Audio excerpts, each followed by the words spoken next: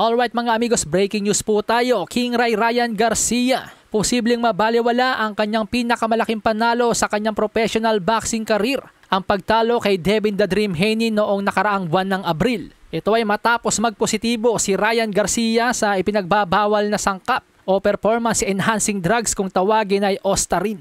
Ayon sa report ni Mr. Don Rafael ng Big Fight Weekend. Pero mariin naman pong itinatanggi ng kampo ni Ryan Garcia ang mga akusasyon. Pakinggan po natin si Ryan Garcia mga amigos. What's up everybody? I came on here to address this bull fucking shit claim that I cheated. Lies. Yeah. Everybody knows that I don't cheat. What can I say? You know, why didn't they come out with this before, you know, the fight? If they found it before, why would they let me step into the ring as a cheater and then come out with a victory and then they post this, you know? Again, these are people that are trying to attack me for whatever reason, but no weapon against me shall prosper. I never taken steroid. I don't even know where to get steroids at the end of the day. I barely, you know, take supplements. They're saying it's coming from the ashwagandha. That's fucking retarded. So, at the end lies. Of the day, big lies. I beat his ass. Fuck out of here. Everybody go to Warwick tonight. It's lit. And I was with get this it. guy every single day. And I never ever saw Fuck the Haney!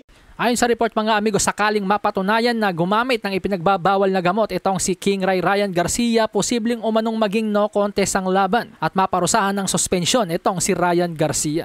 At kapag nangyari nga po na maging no contest ang laban, ibig sabihin yung one loss po ni Devin Haney sa kanyang kartada, mabubura po yun. Magiging undefeated ulit si Devin Haney. At kung atin nga pong matatandaan mga amigos, ang former world champion na si Amir Khan sa naging laban po niya kay Kell Brook noong 2022.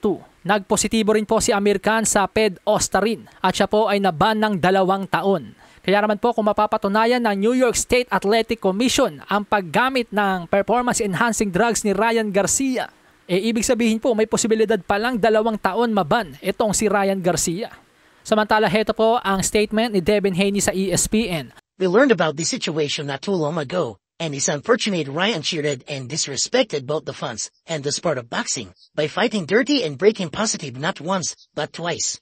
I've always been an advocate for clean fighting, and this is an example of such. Ryan owes the fans an apology, and by his recent tweet, he still thinks this is a joke. We put our lives on the line to entertain people for a living. You don't play boxing. This puts the fight in a completely different light. Despite the disadvantage, I still fought on my shield and got back up. People die in this sport.